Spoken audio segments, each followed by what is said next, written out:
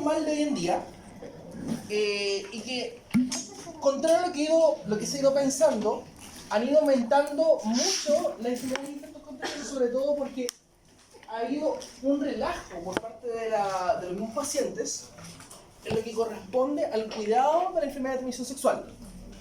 Que ya se habla más de ITS más de que ETS, infección de transmisión sexual. ¿Y por qué hablamos de infecciones y no de enfermedades? Porque, por ejemplo, hablar de sífilis es algo bastante complejo. Es una enfermedad que tiene un límite entre lo infeccioso y lo inmunológico.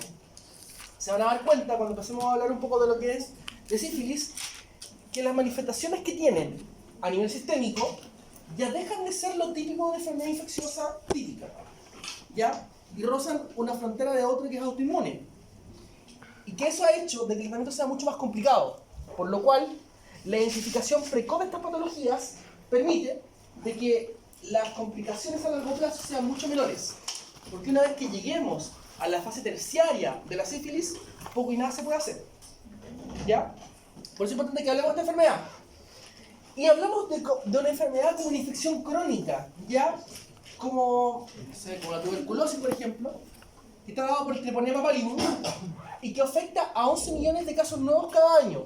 Sobre todo en lugares que tienen menor educación sexual, que tienen menor acceso a lo que es la medidas de protección, como por ejemplo la India, como por ejemplo lugares donde hay más prostitución, ¿ya? E incluso países como Chile, donde nuestras cifras de ITS han ido aumentando progresivamente año tras año. Y ojo, no está relacionado con la inmigración, está relacionado con las costumbres de los chilenos, ¿ya? Porque mucho se ha hablado de que no, porque vienen, por ejemplo, no sé, haitianos, por ejemplo, aumentan la cifra de VIH. Eso no es así. Está más bien relacionado con las costumbres que hemos tenido como chilenos y que nos ha favorecido a la mayor presencia de enfermedades como estas. Porque sobre todo no hay cultura sexual en Chile. No hay educación sexual en Chile. Por lo cual, nuestros hijos o los niños, bueno, en realidad usted no tiene niños, pero ¿alguno tiene niños acá? No, bueno, yo sí tengo niños. Entonces, mi hijo, que tiene 3 años, no tiene educación sexual, algún día la tendrá. Y en una política sexual como Chile, donde no hay una educación adecuada, los niños llegan a la edad de 16 años, 17 años sin ningún tipo de protección a la sociedad. Y eso hace que sea muy frecuente en las consultas de urgencias, consultas por gonorrea, incluso por sífilis. Ya me tocó recibir, por ejemplo, varias veces en la atención primaria, 4 o 5 casos de niños de 15 años con sífilis. Sífilis, ni siquiera gonorrea, sífilis. Entonces por eso les digo lo importante que es evitar esto, ¿ya? Y, como les había comentado, que la incidencia se ha ido multiplicando hasta por 8. ¿Por qué? Relacionado a lo que es la poca educación sexual de los pacientes, además poca identificación y seguimiento de las prácticas sexuales. Se habla mucho de lo que es la prostitución, pero también está relacionado con la poca educación sexual. O sea, por ejemplo, yo me acuesto con alguien y yo no le digo cuántas parejas tuve antes de acostarme con esta persona actualmente. Entonces, cuando se acuesten con alguien, tengan cuidado, porque una cosa básica es saber con cuántas parejas tiene tu pareja actual, ¿ya? Porque tú puedes dar fe con la persona que está acostando ahora, quizás, pero por las que tiene antes, es una pregunta que me medio complicada, ¿ya?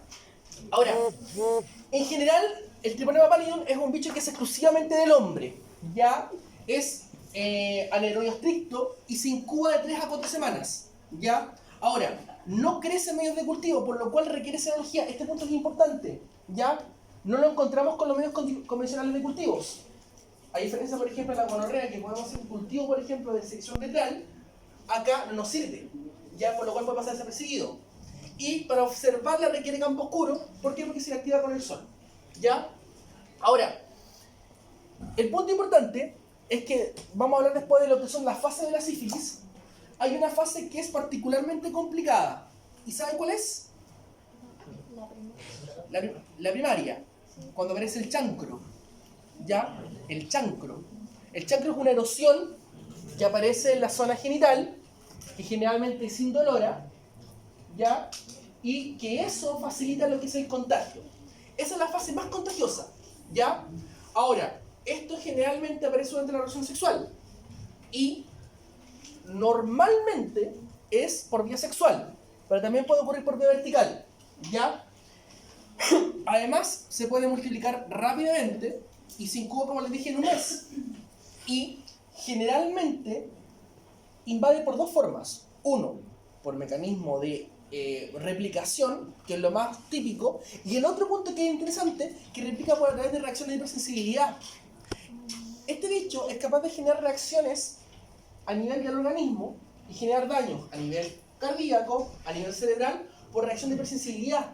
Genera miocarditis, por ejemplo, genera meningitis incluso, pero no por un daño directo del bicho, sino de manera secundaria a través de la respuesta del cuerpo a este cuerpo extraño. Como una reacción alérgica, pero multiplicada. Recuerden, por ejemplo, que la tuberculosis hace algo muy parecido. ¿Ya? Ahora, como les dije, hay etapas en la cual el individuo es más o menos contagioso. En la sífilis terciaria ya no es contagioso, ¿ya? Y generalmente la fase más infecciosa es la parte primaria. Y en la parte primaria está relacionada con tres cosas: el chancro, las placas mucosas y los condilomas planos, ¿ya? Ahora, como les dije, generalmente después de las 4 semanas va disminuyendo progresivamente, ¿ya? Y a los 4 años ya casi la persona no es infecciosa, no es contagiosa, perdón. Pero el daño que tiene va a seguir aumentando con el paso del tiempo, pero no por la capacidad replicativa, sino por la respuesta del individuo a este bicho que está dando vueltas, ¿ya? Ahora, lo podemos hablar desde el punto de vista esquemático como una sífilis primaria, secundaria, terciaria e incluso congénita. En este caso, la clínica está presente, pero también puede existir la sífilis que tenga clínica ausente, y se conoce como sífilis precoz o sífilis tardía. Y epidemiológicamente, el punto de corte son 2 años, ¿ya? Y la línea divisoria se establece al año de contracción de la infección. ¿Por qué es importante hablar de esto? Porque el manejo no es el mismo. Como yo les comenté, hay etapas que son más contagiosas y hay partes que uno puede manejar con manejo antibiótico. Pero después de un tiempo, este tratamiento antibiótico no sirve. Por eso, lo importante es la identificación precoz y el manejo precoz. Porque una vez que ya pasaste el año, incluso los 2 años, cualquier tratamiento que tú hagas es ineficaz, ¿ya? Ahora, podemos hablar un poco de cómo se va comportando en el paso del tiempo la sífilis. Como yo les dije, el periodo de incubación es un mes. Y generalmente, la parte más complicada es entre el día 0 y el día 21, donde aparece la sífilis primaria, que dura entre 10 a 14 días, ¿ya?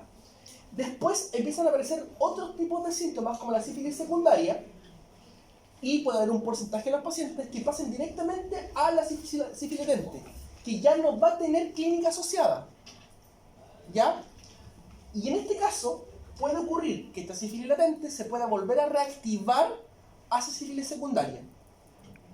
Esto es un poco más complejo de entender, pero ¿por qué depende esto? Esto depende de la respuesta del individuo a lo que es el treponema pálido, ¿ya? En algunos casos, el individuo es capaz de contener lo que es el proceso inflamatorio, el proceso infeccioso, dándonos un periodo de ventana con el VIH, donde el paciente puede no tener síntomas.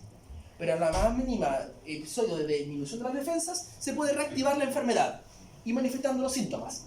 Pero recuerden, una vez que tengamos la sífilis terciaria, ya todos los síntomas que están dados, no está dado por el treponema en sí, sino por la respuesta autoinmune del individuo a esto. Y en esta etapa, en sífilis terciaria, que puede durar años dando vuelta, el tratamiento antibioterápico no sirve.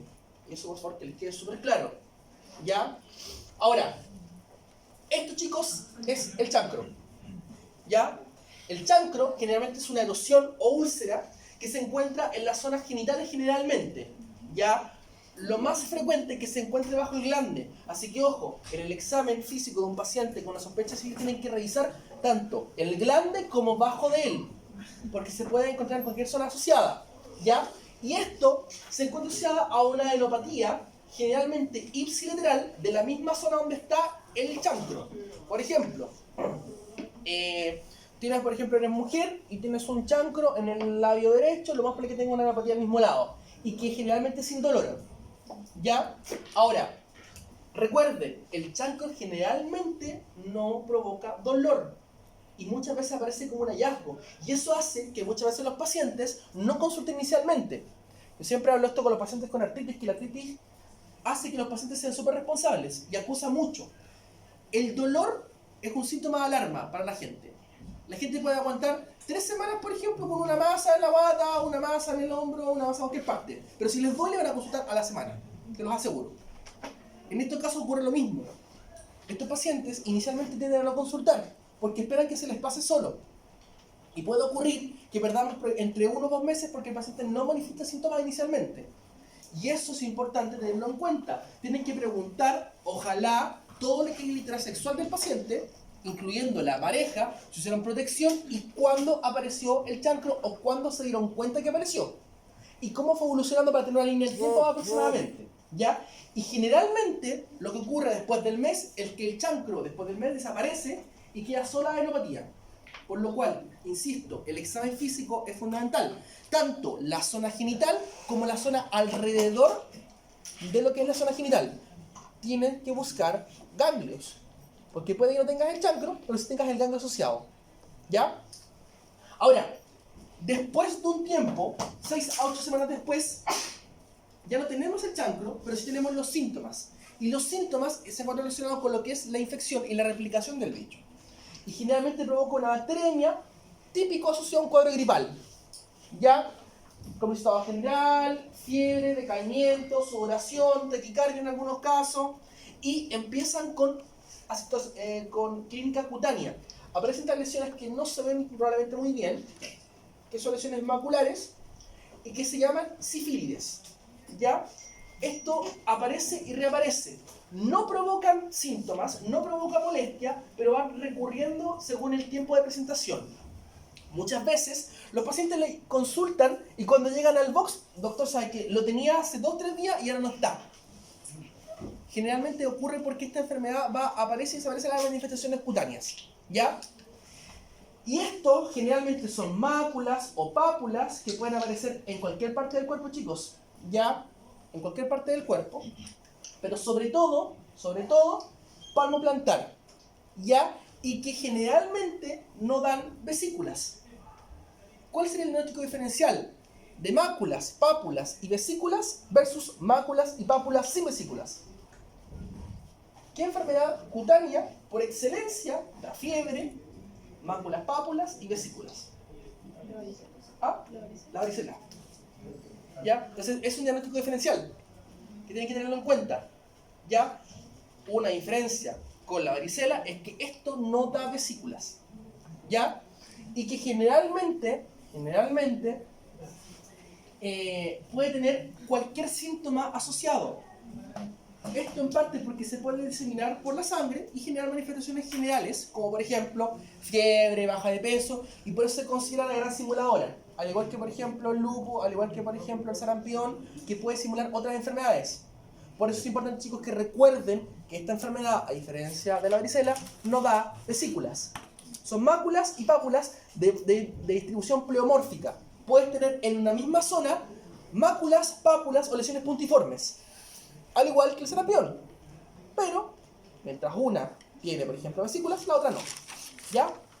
Ahora, generalmente, en lesiones cutáneas se van concentrando alrededor de las zonas vaginales o alrededor de la zona peniana, y en la medida que vamos avanzando empiezan a provocar lesiones pruriginosas.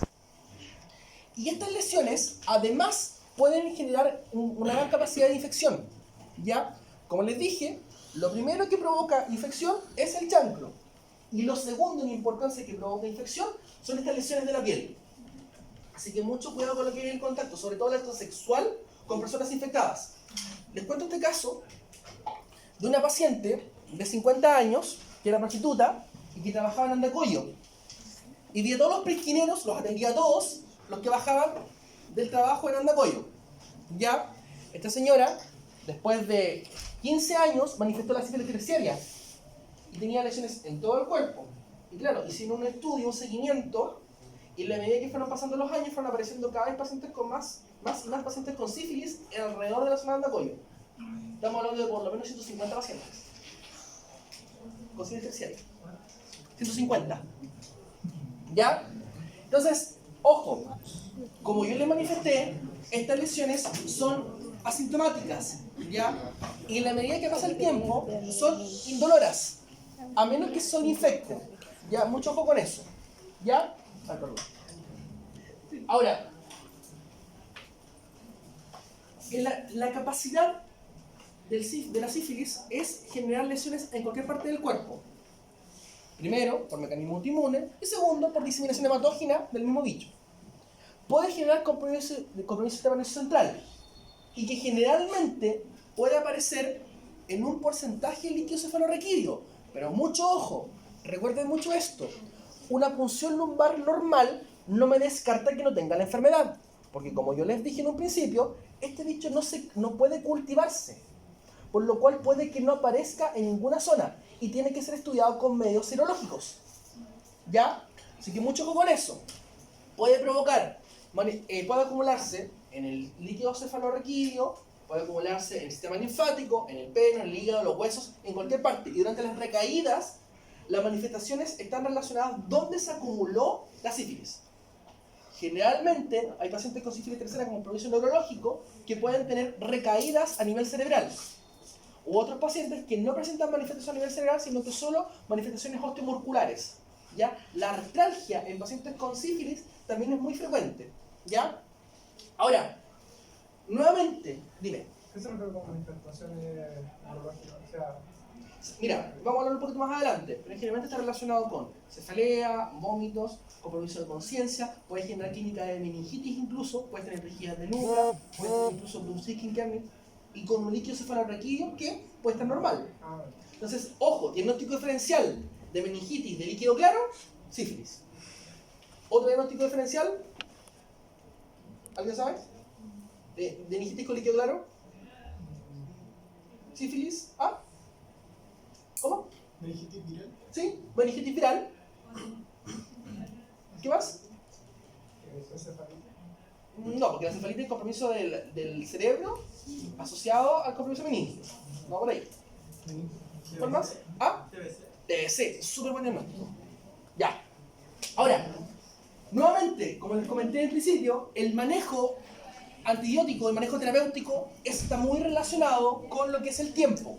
Ya hablamos de lo que es el inicio del chancro. El chancro se considera el tiempo cero y de ahí contamos 12 meses.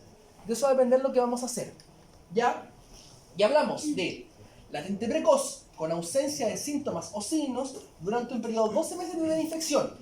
Por eso es importante saber cuándo partió la infección. Y la latente tardía cuando tiene una fase sintomática después del año. Ahora, puede prolongarse hasta 30 años incluso antes de que aparezca la sífilis terciaria. ¿Ya? Y el paciente puede estar sin ningún síntoma, pero con serología positiva. Entonces, ojo, una de las cosas que diferencia la sífilis secundaria de la terciaria es que el paciente puede no tener ningún síntoma, pero mientras en la terciaria no hay serología positiva, en la secundaria sí lo tiene. ¿Ya? Mucho ojo con eso, porque eso nos va a ayudar a diferenciar lo que va a pasar con el paciente. Ahora, la terciaria, como yo les dije, no es contagiosa, pero sí provoca un gran daño. Y el daño depende a dónde se está acumulando. Generalmente tiene dos partes que son las más destructivas. Uno, cerebro, y dos, corazón. En el corazón puede provocar insuficiencia aórtica, aortitis, puede provocar incluso pseudo-vegetaciones, lo que puede provocar un daño a largo plazo y destruir completamente el corazón. Puede provocar incluso vasculitis y miocarditis. ¿Ya? Ahora, los pacientes, uno los puede identificar con esto que se llaman gomas. Las gomas generalmente son nódulos como sacabocados que van destruyendo la piel hacia más profundo y que pueden comprometer mucosas, pueden comprometer la piel y puede haber destrucción si es muy profundo del nivel óseo subyacente. Tenía pacientes, por ejemplo, que han tenido gomas en lo que son las falanges y han perdido el dedo. Porque esto es tan profundo que pasa a llevar el hueso, lo destruye y eso puede solinfectarse. y la sobreinfección requiere amputación asociada. ¿Ya? Y este mecanismo es inmunológico. Entonces, mucho ojo con lo que les comento, porque en este momento, cuando tengas una goma, cuando tengas un daño cardiovascular, no puedes hacer ningún tratamiento infeccioso. Por eso es importante evitar llegar a esto. ¿Ya? Ahora, nuevamente, compromiso neurológico en la sífilis es un compromiso que es muy severo y se le conoce como neurosífilis. ¿Ya? Ahora, en general, también les había comentado que en la sífilis primaria y secundaria puede haber también compromiso neurológico y eso se encuentra relacionado con la capacidad replicativa de lo que es el treponema pálido. El daño es muy variable y depende de la capacidad de respuesta del individuo, del tiempo de evolución de la enfermedad, ¿ya? Y si que el manejo que nosotros hacemos es precoz o tardío. Podemos tener meningoencefalitis, meningitis, ahí tenemos por ejemplo que te hablar de encefalitis, ¿ya? En general, ojo, no es lo mismo meningitis que encefalitis. La meningitis se caracteriza por compromiso clínico y alteraciones del líquido cefalorraquídeo, pero sin focalidad neurológica, versus la encefalitis, que la gran diferencia es la focalidad neurológica. ¿Ya? En este caso podemos tener las dos cosas. Y además podemos tener un cuadro que se llama meningitis sifilítica. Y la meningitis sifilítica se diferencia de otro tipo de meningitis que, además de tener el compromiso típico de la meningitis, puede tener alteraciones pupilares, que normalmente no aparece en las meningitis. ¿Ya? Es un punto importante. La clínica es muy similar a la meningitis, ¿ya? Y generalmente estudiarla es muy difícil, porque tienes que tener un alto nivel de sospecha. Por lo cual, insisto, la historia clínica acá es fundamental y nos va a ayudar a descartar algunas cosas versus otras. ¿Ya? Ahora, cosas más graves y más tardías, y yo personalmente nunca lo he visto, pero es mi obligación como profesional enseñarles que existen, el TAVES dorsal. El TAVES dorsal es una alteración de los reflejos tendinosos secundario al compromiso de los cordones posteriores de la médula espinal. Recuerden que el impulso nervioso en el cerebro y se distribuye a través de la médula. ¿Ya? Hay cordones anteriores y cordones posteriores. Generalmente, por mecanismo inmunológico, es capaz de invadir estos cordones y provocar alteraciones sobre todo de lo que es la propiocepción, la sensibilidad, el trato discriminativo del paciente. ¿Ya? Y además, cuando un paciente tiene una alteración de la propiocepción, el daño es bien importante y difícil de manejar, porque es un dolor tipo neuropático, que no se puede solucionar fácilmente. Generalmente los pacientes tienen una sensación de corriente constante y una marcha tebérica, que es una marcha desordenada, porque no tienen capacidad de orientarse a nivel del espacio. Y eso va aumentando con el paso del tiempo. Recuerden que una de las capacidades que tiene la médula, en general el cerebro y el cerebelo, es orientarnos en el espacio. Cuando yo camino, esto es un fenómeno que tiene un componente cerebral y cerebeloso. El cerebro me dice, camina, y el cerebro me dice, no te vayas por un lado, no te vayas para el otro. Por eso los pacientes que consumen, por ejemplo, alcohol, que les inhibe parte del cerebelo, ¿cómo es la marcha? Una marcha abierta. Porque pierde la capacidad de orientación y de orientación en lo que es el plano en general. Ahora, más raro, más severo y más tardío, la parálisis general progresiva.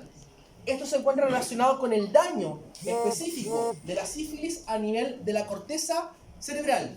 Esto puede generar, primero, alteraciones de irritabilidad, alteraciones de conciencia, alteraciones de personalidad relacionadas con daños en zonas específicas del cerebro y que pueden generar también, con el paso del tiempo, demencia. ¿Ya? En general, cuando va avanzando la demencia, recuerden que uno de los criterios de demencia es que tiene alteraciones de las funciones mentales superiores. Aparte de lo que es la memoria, puede tener otra alteración mental, como por ejemplo, alteración de los esfínteres, los pacientes se orinan o se defecan, tienen problemas de las praxias. ¿Alguien sabe lo que es una praxia? Cuando tenemos movimientos que ya teníamos recordados. Bien, ¿como cuál? Como encender un foco. Bien. ¿Qué actor famoso tiene praxia? Apraxia. ¿Ah? Daniel Radcliffe, el protagonista de Harry Potter. ¿Ah? También. Ya, sigan por digamos, orientándonos. Y hay una modelo que se llama Cara de Lin. Ella también tiene praxia. ¡Au! ¿Ah?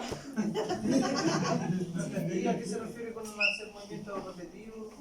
¿Y hacen el movimiento? No, mira, la praxia es un aprendizaje que es motor. Tú cuando andas en bicicleta es un aprendizaje motor. No es algo que requiera un fenómeno mental superior, es algo automático. Y está relacionado con tu capacidad del cuerpo de aprender un acto básico, como abrocharte los zapatos, escribir tu nombre, andar en auto. Por ejemplo, para pasar en la praxias, tienes que cambiar los autos. No pueden usar autos mecánicos y pasar a ser automáticos. ¿Ya? Porque el pasar cambios es un aprendizaje motor. ¿Ya? Eso es una praxia. ¿Ya? Así que eso es otro que puede tener alteraciones y que puede ser algo muy sutil, pero que marca la diferencia. ¿Ya? Ahora, chicos, nuevamente les vuelvo a explicar la importancia y recordarles que lo que es el estudio del Treponema pallidum no es un estudio que se puede hacer por cultivos convencionales. Requiere observación, primero, en campo oscuro. Segundo, de una muestra que sea ojalá fresca, en el sentido de que tiene que ser directamente del chancro o directamente de los condilomas o las lesiones mucosas. Una vez que tienen lesiones, por ejemplo, a nivel de la piel, los sifilítidas, no hay ningún tipo de manifestación, no se puede ver. ¿Ya? Y empezamos con lo que son las pruebas inmunológicas y partimos con las pruebas no treponémicas, que son dos, el BDRL y el RPR. Y lo que hace el BDRL y el RPR es identificar anticuerpos contra antígenos del Treponema pallidum. ¿Ya? Ambos se pueden hacer de manera cualitativa y cuantitativa. ¿Ya?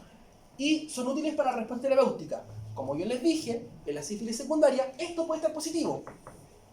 Y si se dan cuenta, cuando ustedes trabajen, muchas veces les van a pedir este test. ¿Ya? Ahora, el BDRL es cuantitativo. Y generalmente empieza a ser positivo no al principio, sino que recién al final de la primera fase, ya de la sífilis primaria. Aumenta cuando parte la sífilis secundaria y en la medida que va avanzando en el tiempo va disminuyendo hasta que la sífilis terciaria está negativo. ¿Ya? Ahora, este examen es útil porque tiene una ventaja, que cuando tú le dejas tratamiento al paciente se tiende a negativizar. Entonces es un buen parámetro de respuesta a lo que estás haciendo. ¿Ya? Pero ojo, es útil tener en cuenta de que el tratamiento y de que el seguimiento es útil cuando tenemos un basal que esté positivo. Si partimos con un negativo y decimos, no, sabes que tiene sífilis, no me sirve como seguimiento. ¿Ya? Tenemos que partir por la base de que diagnosticamos un paciente con sífilis. Y para eso necesitamos tenerlo, ojalá en la fase secundaria o final de la primaria. ¿Ya? Ahora, ¿cómo se identifica un test? Primero, como positivo o reactivo. Débil, reactivo y negativo o no reactivo. ¿Qué examen? ¿Qué enfermedad genera también elevación de BDRL? Y por eso es importante saber esto. La hepatitis B, no. El lupus. De hecho, si recuerdan los criterios antiguos de lupus, del año 87, hablaban como BDRL falso positivo. ¿Por qué? Porque el mismo reactivo reacciona con el virus con lo que es, la infección, la reacción del lupus, ¿ya? Y de hecho, todavía lo utilizan algunos médicos cuando tienen una sospecha de lupus para poder hacer el diagnóstico, ¿ya? El falso positivo, que se identifica como reactivo débil, por eso hablan de reactivo débil, porque generalmente el lupus es de reactivo débil, no positivo, ¿ya? Y el RPR es cuantitativo y cualitativo. ¿Ya? Es más automático, es más rápido, pero es más caro. ¿Ya? Es como más económico, pero en realidad no, es más caro. Pero la diferencia de este es que no nos sirve para el seguimiento del paciente. ¿Ya? Recuerden, chicos, de que generalmente uno hace el estudio de sífilis, ¿dónde? ¿En qué momento hacemos estudio de sífilis? ¿Por qué lo hacemos? ¿Dónde? No, en el énfalo lo hacemos. el estudio de las mujeres embarazadas. Porque recuerdan la sífilis congénita. ¿Ya? Ahora, lo que hablamos recién son pruebas no treponémicas. Y lo que estamos buscando, antígenos contra el treponema. En este caso lo que tenemos es las reacciones treponémicas, que se usan generalmente cuando tenemos un falso positivo o tenemos una sospecha de un error de muestreo. No se usan de entrada, son más caros, son más lentos y generalmente son mucho más específicos. Así que no se usan de entrada. ¿Ya? Son muy sensibles y específicos, pero tienen un problema. Una vez que están positivas, lo son el resto de la vida. A diferencia del BDRL, que cuando tú lo tratas, se puede negativizar. ¿Ya? Así que no es útil para seguimiento de tratamiento. Solo te dice si es positivo o negativo. ¿Ya? Ahora, esto, chicos, lo tengamos en cuenta. Y quiero que tengamos en cuenta algunos escenarios. Primer escenario. Serología positiva. BDRL positivo. No tiene ningún tratamiento. El paciente que viene llegando, 2 meses, le aparecieron, por ejemplo, le apareció un chancro, desapareció el chancro, quedó con lo que es la adenopatía y empezó con lesiones en la piel. Ese paciente le hace un BDRL y sale positivo. ¿Qué es lo que hay que hacer? Tratar. Siempre. Pedir la prueba confirmatoria. Generalmente tú puedes hacer un RPR o repetir el BDRL. Y recuerden, chicos, el manejo de infección de transmisión sexual es a la persona y a su pareja. Y además de que si la persona tiene múltiples parejas sexuales, la idea es buscar a las parejas sexuales. En Chile no es obligación buscar a las parejas sexuales, pero es una necesidad de salud que ustedes como individuos le mencionan al paciente la importancia de que tienen que buscar las parejas sexuales anteriores de este paciente. ¿Ya? Ahora, nuevamente, embarazada actual con antecedente de lo que trataba hace 1 o 2 años, ¿ya? Que se pesquisa prueba no reactiva, no treponémica, o sea que tengo un BDRL positivo a título bajo. Recuerden, chicos, que el BDRL se puede negativizar o puede bajar con tratamiento. Puede ser que este paciente ya esté tratado y que quede reactivo. Por eso es importante tener en cuenta que las pruebas no treponémicas se negativizan versus las pruebas treponémicas que siempre están positivas. ¿Ya? Todo paciente con serología positiva tiene que entrar a estudio neonatológico. Tenemos que tomar la muestra, ojalá, o del chancro o las lesiones de las mucosas y hacer un estudio en campo oscuro. Y una vez que tengamos lo que es el estudio, hay que hacer, ojalá, el tratamiento como corresponde. ¿Ya? Todo parto de madre con serología positiva tiene que ser evaluado y avisado a lo que es el pediatra para que se haga una evaluación del niño. Recuerden de que además los pacientes pueden tener reacciones y transmisión de la sífilis de la madre al feto, transmisión vertical, sífilis congénita, que no lo voy a ver aquí porque les depende de la que es de pediatría, así que no lo voy a hablar de eso. ¿Ya? Ahora,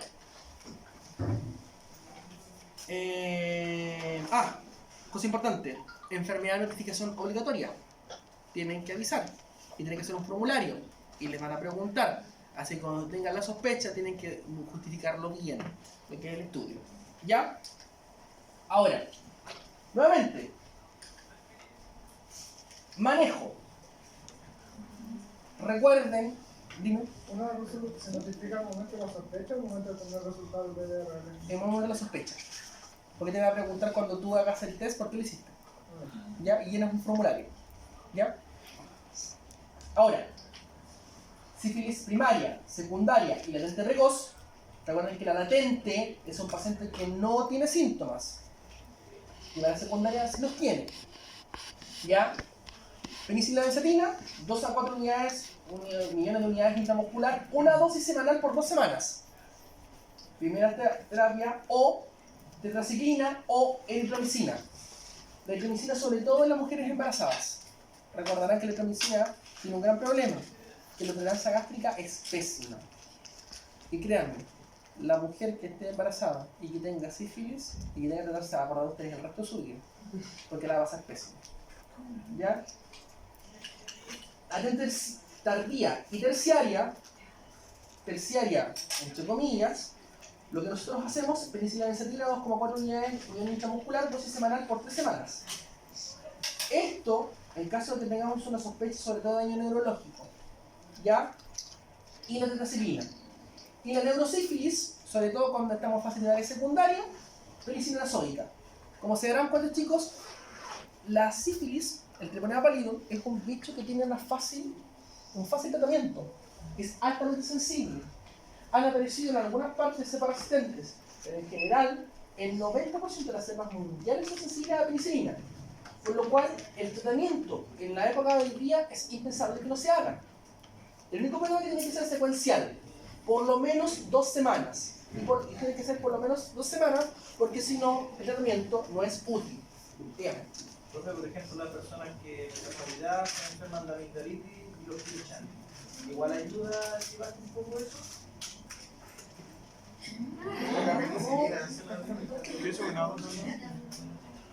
¿Me tenía pregunta? No.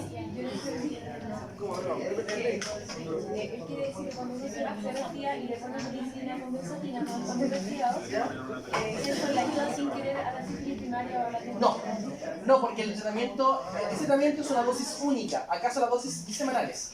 Así que no sirve. 2 veces al mes. Ya, no tiene efecto. El tratamiento, una dosis única, no tiene efecto. Recuerden que el periodo de incubación son por lo menos 1 mes. Así que una dosis única no te va a hacer ningún efecto. ¿Ya? ¿Dudas? ¿Hay un cambio en el manejo hacia sífilis oral? ¿O de cómo Mira, abordarlo? es una pregunta complicada. Yo personalmente no te podría decir lo que es el manejo de la sífilis oral. ¿Ya? Yo he leído que el manejo, en el sentido del manejo oral, es mejor que el intramuscular que la sífilis oral. Pero te digo, yo no he tenido ningún caso de un chancro oral. Lo he leído en la bibliografía, se ha descrito, pero yo verlo no te podría decir, no te puedo mentir con esto. Así que preguntarle a un dermatólogo. Eso se llama idea de test. Bueno, chicos, repasemos un poco para que tengan claro. Primaria, secundaria, terciaria. Primaria, secundaria, mecanismo bacteriológico. Terciaria, inmunológico. El tratamiento más efectivo es en la fase primaria secundaria. En terciaria no hay tratamiento específico. El efecto más severo es en la fase terciaria. Y la identificación precoz es lo fundamental. ¿Y cómo lo identificamos? Con pruebas no treponémicas. BBRL, RPM. ¿Ya? Resumen. Chicos.